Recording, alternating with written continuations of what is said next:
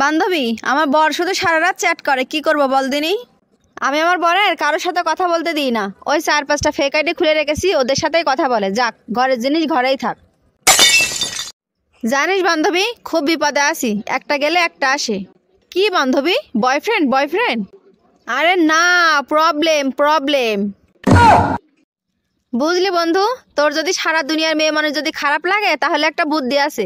কি বুদ্ধি বান্ধবী, বলতো? তাহলে বিয়ে করে নে, একটাই খারাপ লাগবে।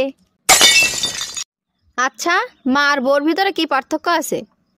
আছে, অনেক পার্থক্য আছে। মা কথা বলা শিখয় আর বউ কথা বন্ধ করা শিখয়।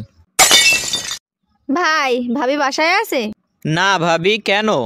না, আপনার বউ আপনার জন্য একটা স্টিলি বেলুন চাইছিল আমার কাছে। এই, তুমি এখনো রেডি হওনি? তাড়াতাড়ি বাস স্ট্যান্ডে যাও, মেহমান আসছে। তোমার মেহমান তুমি যাও, আমি যেতে পারবো না।